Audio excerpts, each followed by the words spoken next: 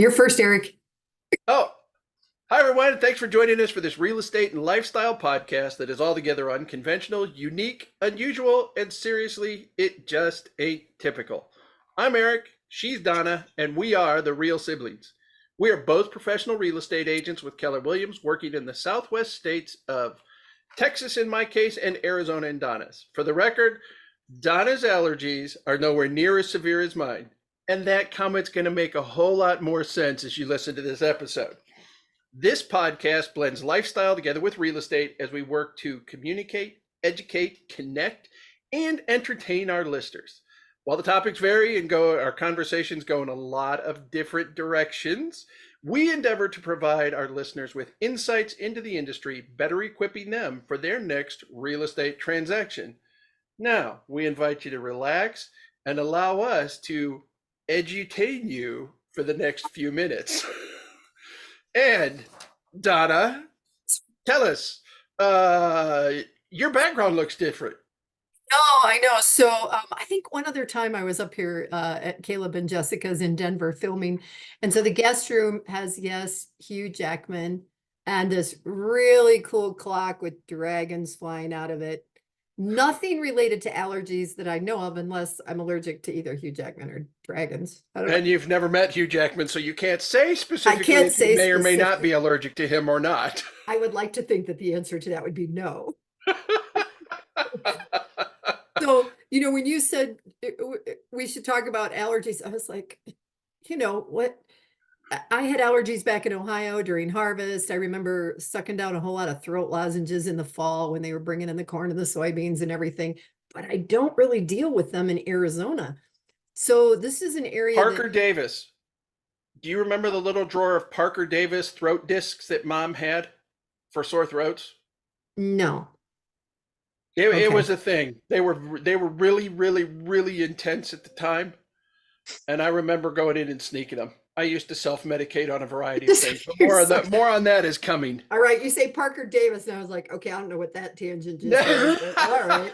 All right. So you have always dealt with more allergies than I have, and you actually have a picture related to that behind you. But why don't you Yes. go back and tell our listeners about you as a youngster in Ohio? Yeah, I guess I'll use a little bit. Reference Arizona, not too far down the road from you, Tombstone. If you remember the movie Tombstone, Val Yeah, Kilmer playing Doc Holliday, yeah.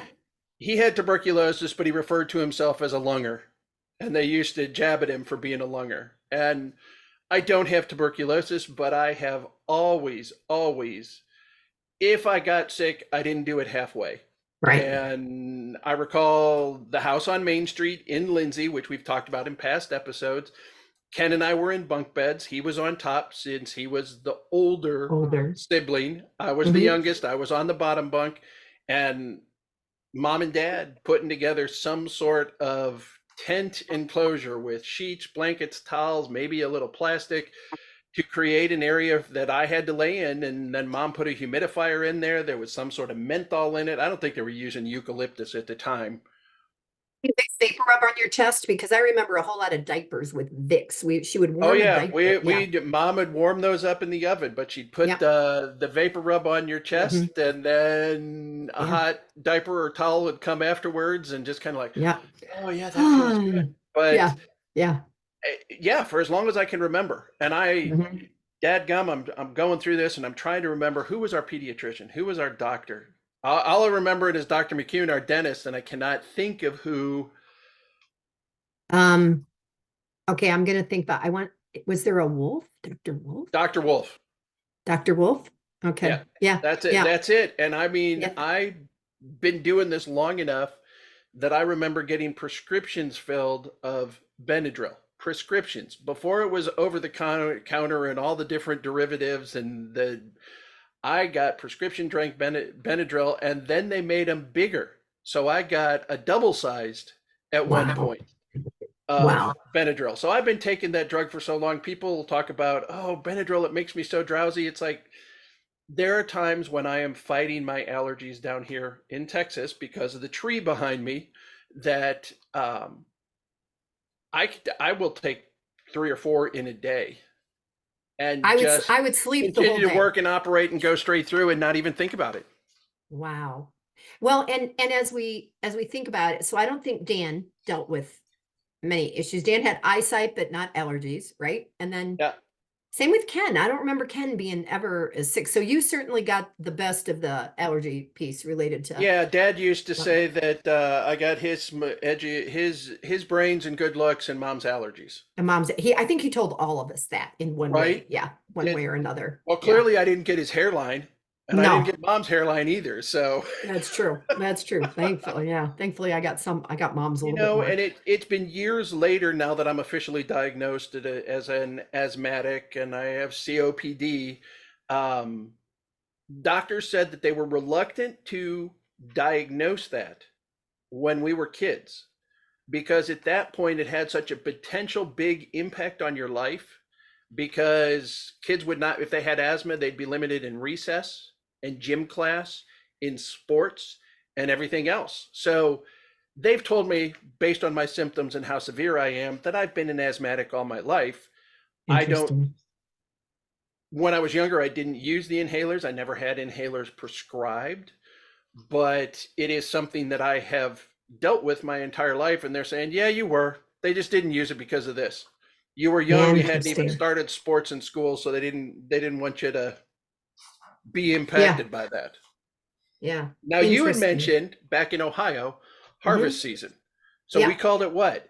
The big thing was when they brought in the Oh, we wheat and called they're it that making we had hay fever. Yeah, we were talking about that. Yeah. right. And And who actually, I don't even know how those two words got matched up together because does we anybody didn't have fevers. actually have a fever Right. All right. related No. to the allergens?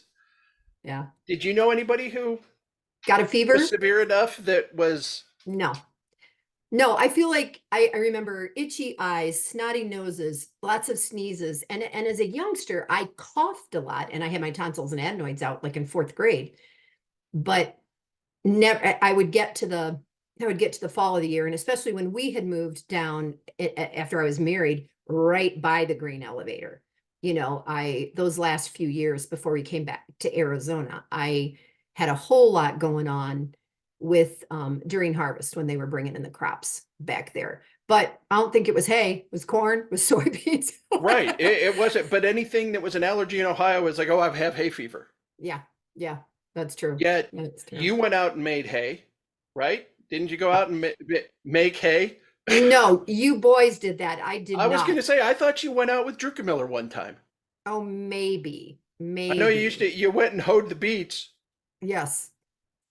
Wow, fond memories. Let's fast forward, Eric. And, Yeah. and the making hay thing and what it did to your arms, you learned real quick that even if it got hot, you kept long sleeves on because that other part Yeah. was Yeah. the other part Yeah. that came up on this before we get into our regions was the fact that our grandfather, when he was not a magician, when he was not performing, when he was at one point he had a real job which was hard for me to comprehend, and Right. he worked for a company that was called Hazema. And Hazema is a combination of two words, actually maybe three words, since we call it hay fever and Yeah. asthma. Yeah. The Yeah. blending of hay and asthma to create the name of this medication. And they said, I don't ever remember taking it. No, and you and I were just talking before we started recording about whether or not that was a prescription or an over the counter. And our memories of it were, like you said, advertising balloons that were super good balloons that were heavy and filled with water and didn't break easily and anything like that. Um, but that was where Grandpa worked his whole life to actually get a paycheck as compared to the rest, which I don't think we have any idea whether he made much money as a magician or made much money. Well, and there were a couple of times after he had moved into Hazel Crest Yeah. that you'd go to the office because the office he moved Yes. because the office moved and it was Right. Very easier to close. get to and he didn't have to worry about a train or anything else since Right. grandpa didn't drive. Yeah. um that was not a very impressive, it was just kind of the business office. They didn't do any manufacturing there. No, but didn't it seemed like they packaged things. We're going to have to ask some of our Chicago friends whether or not, or do some Googling afterwards to find out. Does it still exist? I don't know if you looked that up, and is it a prescription or is it not or whatever? But yeah, were Because they a bit? Was that like a licensing who manufactured for some other brand? right, right. That was the Huh, business behind the business. Maybe Mark Torsberg would know since he works for Wellve he might. and is kind of Yeah. in that world, or may have. So it may be a Mark Torsberg question that we have to. And he's still back in Chicago. Like, oh yeah. And he's still So back in Chicago. So, so what are uh, you allergic to now, Eric? Tell us all what you're right. allergic. So if you're watching the video, or there is a picture of a tree that looks like it's covered in smoke and it's on fire, that is not actually fire. That is the active. This is a photo captured of a mountain cedar, which here in Texas is an ash juniper, and it is in the process of releasing pollen, gametes, because this is the mountain cedar is a dioecious tree, meaning there's a male tree and there's a female tree. And the female trees create the berries that the bird feed the birds and harvest to make gin. That's where juniper comes from, or gin comes Gin from comes juniper from juniper. berries. Um, the male tree is the one that pollinates, and Mm, it starts in November here and goes kind of into where we're at right now, middle of February, end of February. okay. But this is the tree gets to the point where the pollen sacs are completely full, and a combination of just the right temperature and the right wind currents can make the entire tree, every single pollen sac at the tree at one time, explode. And Wow. that's what's going on behind me. And I mean, I've driven down the road since I've lived here, and you can drive down the roads and you'll watch trees ahead of you all of a sudden just go Wow. and release Wow. and release. And I said I was going to grab it. I forgot to during our break. This time of year, I walk my dogs since I'm outside 20 to 25 minutes at a time. If I'm going to be out for prolonged times, I wear a gaiter over my whole face, neck, mask. And the reason I use a gaiter is with the beard, it covers and makes sure that. And then I use Nelly meds. I have to rinse. I have to medicate. I take stuff all the time. Huh? Know what a gator is. It's would be almost like a scarf, but it just comes down and it helps to cover your nose and mouth. It's really, really thin. It's not like a cold weather thing. It's designed to help keep the Okay. allergens and that For kind of stuff whatever out. reason, I'm picturing like a CPAP on the road or something. I'm like, what are you wearing? Yeah, So, no, no, no, no. It's not okay. that bad. I use that Okay. at other times, right? So Yeah. Yeah. you have a variety of the same tree out in your area. Um, do we? Which one is that, Eric? That you have. So apparently the junipers really exist heavily in the western states, and it starts in Texas with the hill country, which is where I'm at, Yeah. and then the higher elevations and up to the mountains all the way into Colorado, Utah, New Mexico, Arizona have different varieties of these junipers. And whereas ours is officially an ash juniper, which is, from a slang term, has been gotten to be known as a mountain cedar. In your area, it is Arizonia juniperus, which is the Arizonia juniper, and it's the same sort of thing. They're up in the mountains where you're at. Okay, I was going to say, that's not something that we see down at my level when I'm selling homes. So I I asked at physical therapy the other day. I was telling Which is a my logical place to ask about allergies. I know, right? I said, yeah, I'm supposed to film the scene with my brother, and he's telling me he once talked about allergies, and I don't have allergies. My therapist goes, I have allergies. So she I tells can help you out with that. yeah, so for me, I know that one of the trees that we have, the Palo Verde, which is the green trunk tree, when it blooms in the spring, it gets a yellow bloom that everybody who's going to be allergic in Tucson is probably allergic to that when they bloom. It is one of the prettiest times of year when you're up at It's the hills they're and you're beautiful. looking down. Yeah, it's like a Beautiful. carpet. But with beauty comes allergies, it seems like. And then also, and you had said that we have more of this in Arizona than you do in Texas, are the cottonwood and sycamore. So, we have with the mountains, we have the water runoff, and we have some areas that maybe you wouldn't expect. And so, all over Arizona, when you drive near the waterways, there are some cottonwood trees and, and some of the sycamores and things. And those, there's a lot of allergies too. But again, higher levels typically, not always, even on that drive when I come up to Denver from Arizona and go through New Mexico, you can see them lining, the waterways in outside of like Albuquerque Yeah, and well, stuff. and you know what? Now that I'm thinking about it, since I already mentioned Tombstone, I think one of the final scenes where uh, Doc Holliday fights and kills Johnny Ringo in the movie Tombstone, they're along a creek bed that is lined with cottonwood trees. Yes. Yeah. And again, pretty trees, but and Yeah, because especially, they have nice bark.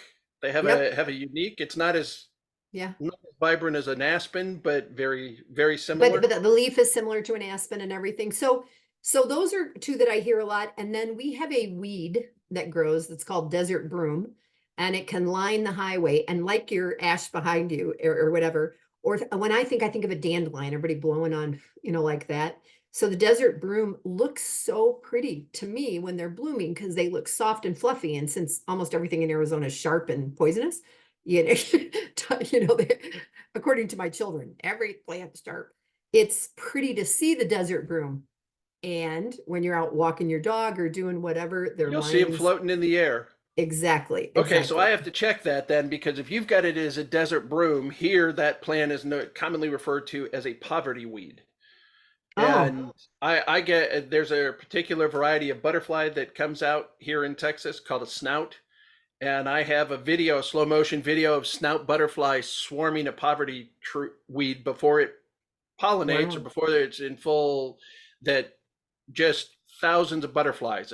It was pretty Wow. amazing moment, but I've Yeah. got to think it's that they're similar again, if Yeah. not the same plant and just different names commonly known as. That could be. And then the other one that honestly, full disclosure, you guys, my brother sent me a whole a bunch of text messages with what causes Late last allergies. night. Yes, yes. I was like, enough about the allergies. But one of our beautiful spring flowers is a desert, golden poppy. And we have had a very unusual amount of rain for us. I should go back and check the numbers because sometimes Arizona gets 2 inches in a year. And starting right around Christmas, we've had a lot. I have a ton of weeds, which is not normal.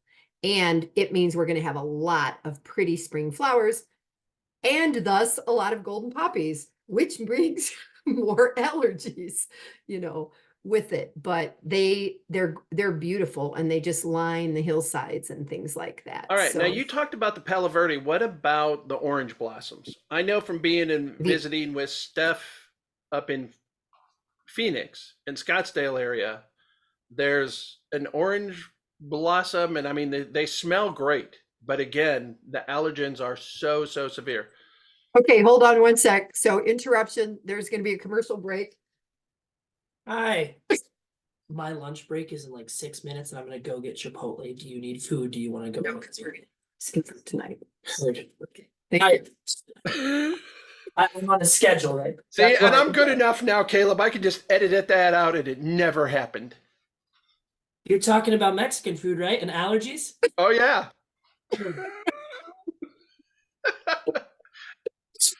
We're going to Mexican food tonight. I don't need to get Chipotle for lunch.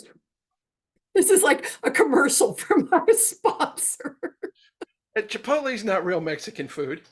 Yeah. Anyway, It's ginormous burritos. That's it. yeah, that's true. That's true. It is. It is. Oh, I could get a salad. Yeah. Maybe I'll text So him. the rest of the season, because some of that Yes. information that I sent you is from an app that I actually have on my phone, and it's like, yes, it's enough of a thing here in Texas that there's an app, and I check it pretty much every day to see where we're at. And Is that where you got all those things that that's you where I've sent me? got those images that I sent to you that list the plan. It's called Allergy Plus, and just as a note here, we do not get any kind of endorsement or there's nothing. It's just an app that I use that I have found is pretty darn accurate, letting me know what's going on. But in that, you can break it down and see here's the total year, highs and lows, peaks and valleys of allergen season. And right now we're kind of similar. But here in Texas, we have so much more, many more grasses and things like that that you don't have to deal Which with. I can see in the picture behind you that line the road. Yeah. And the flowering plants that go with it that come along, we have a much broader, I'll say worse allergy season across the board all year because there's always something pollinating. Yeah. So And Eric, part of, when you and I were talking again beforehand, so for the rest of you, if you think those of you that are listening that we don't plan this, we actually do talk in advance a little bit. And we were talking about the fact that no matter where Eric has lived, he has had some he's been allergic to something, doesn't matter where he's been. And that I'm like, but we want people to move where we live. We want, that's we right. don't want to make it And sound we awful. right. We talked about the fact that we all move for different reasons. Some people, and we do naturally, since we have military families get orders, and you go where your orders send you, and so you have no choice. Yep. And sometimes it could be the job and the job opportunity or the job promotion, and it's like, well, yeah, but we're going to move you to here, and you've got to move. What we're really kind of focusing on is number one, if you're going to do that, be prepared, get the information, do some research on it, and Right. ask your real estate agent about it. And if it's one of those that you actually can just make a choice, my oldest granddaughter lives in Lisbon, Portugal. It was a lifestyle choice, it was a personal thing. Did she worry about checking the allergens before Probably she not. got there? Probably not. She liked the temperature, she liked the climate, she liked the people. There were a lot of things about it, but it's when you get to the choice, it may just be something you want to consider if you've had some past issues. Yep. Even Well, and traveling time. Do you go travel during a peak allergen yeah, system? yeah. Well, and I just had a visitor at my house who lives East Coast predominantly. And I have to say he was sneezing and stuff a lot. And that was within like 24 hours. So he goes, I don't know if it's the dryness. I don't know if it's, what it is, because now we did have a lot of rain and a lot of wind, which could be doing anything, right? But sometimes just 24 hours in a new location can give you an idea of how you're going to react to it. And you may or may not get used to it. I mean, I think now, I joke about how back east, wood would swell and doors, would be too, and here they crinkle up. Same with skin, right? We're always lotioning and stuff like that. And so when I go back to when I go back to the Midwest and my rings are tight, I'm like, oh, I have some moisture in my, so allergies is just one more piece, right? Of a difference in where you live and what you become accustomed to. And, for me, I feel blessed. I know people that are the opposite. They were never allergic in the Midwest and now they are in Arizona. So And those both. that's true. I mean, I moved here in 1992. I think we were about 8 years in before I started having real issues with cedar. Yeah. So it took a while to build up in your system. And then I mentioned again, as we talked before this, that when the news posts the allergy report, Mm-hmm. allergens are high typically, and in mountain cedar's case, my worst allergy is high when it hits 500. And it'll be shown in the red zone in the little graphic they put on the weather in the morning. Mm-hmm. It has been as high in the years that I've been here, as high as 60,000. And I'm Mm-hmm. going, what's the point of saying something's high at 50 if it can get that high? And I think historically the record is sometime back in the 1980s, late 1980s, where it was almost 80,000. And that is particles in a cubic meter of airspace. 80, And it feels to me like if I was looking at that tree behind you, you'd be walking right in the middle of it, like right right. there. Your face would be in the middle of that tree. And it's like, there's a fog here, and it should be. Yeah. Yeah. It's a fascinating thing. So, and I don't know that there's anywhere in the world you can go. And again, I've been thinking through it since we started talking about this being the topic, about how my eyes have been so dry lately in Arizona and how I now travel with good eye drops.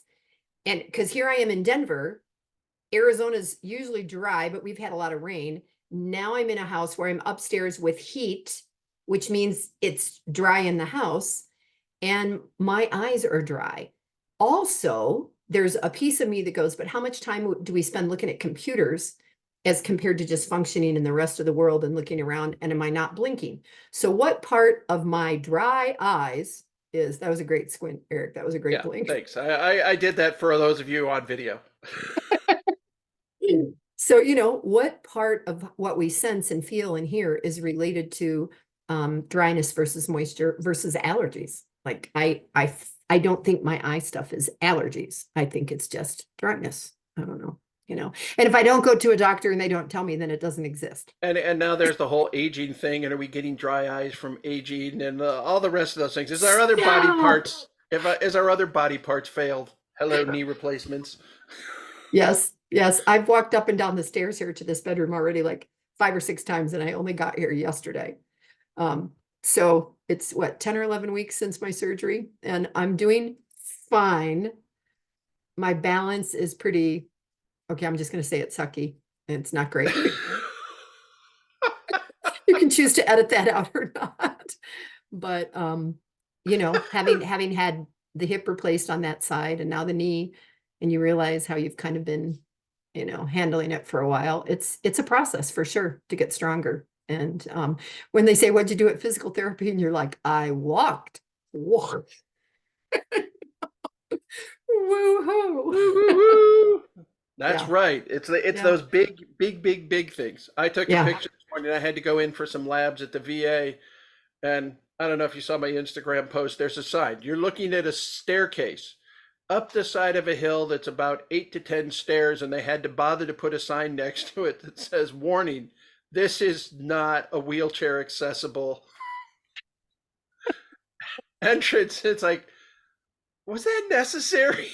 Yeah. Yeah.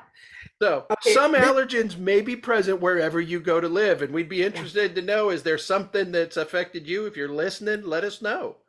Yeah. Yeah. Have we exhausted this topic? Well, at least for right now, we've talked airborne allergens. We really have not talked about all the rest. Like, as I'm researching on this, it's like You mean like foods and things? allergens and the Mm, coughing reflex versus yeah. uh, Yeah. you can have voluntary and involuntary Right. Right. cough, and even the number of times a person on average, like they're saying kids, because parents are overreactive nowadays. It's like, oh, they're coughing. Like, it is normal for a child to have a coughing episode 10 or 11 times a day. It has absolutely nothing to do with the fact that there's some sort of irritant. Yeah. And Eric, I have to say that I thought a lot about this as you were doing Santa during the Christmas season, because for a few years, Santa visited via Zoom, right? And then you did a couple more. And then this year you did quite a bit. And because of your own susceptibility to things, now you're in a world with slobbery kids. slobbery, germ-filled Filled, petri yeah. dishes So of yeah, no different than the teacher that teaches in a kindergarten class or something, right? Snotty noses and coughs and all that. And I thought a lot. And additionally, because you run hot-blooded, you're dressed in heavy, heavy clothes, and it might have been 70 degrees outside. So you have the heat going on and things like that. And why don't you talk for a minute while I text and tell Caleb what I want for lunch? Okay. All right. Well, while you text, I will close us down. Okay. All right. So we want to thank everyone for listening. Joining us, we recalled how life in our small village of Lindsay, Ohio impacted our lives, careers, and real estate, maybe where we lived. It isn't just the houses, it isn't just the lifestyle, but a wonderful blend of the two. As we conclude this episode, please keep in mind that our goal is to communicate, educate, entertain, and connect with you, our listeners. We are both realtors with Keller Williams and are here to help you find the perfect property for your family to call home and create your own lasting memories while you build a wonderful life. If you're in San Antonio or Central Texas, I'm available to assist you, while Donna's in Tucson, Arizona. If you're across the United States, around the world, we're both part of extensive networks of professional real estate advisors, and we would be happy to connect you with an amazing realtor. Remember, maybe simple, but it ain't always easy. And until next time, I'm Eric. And I'm Donna. And we are Real Siblings. Yay. Hopefully your order went in okay. Yeah, I'm like texting lettuce, tomato. See ya, Eric. Bye.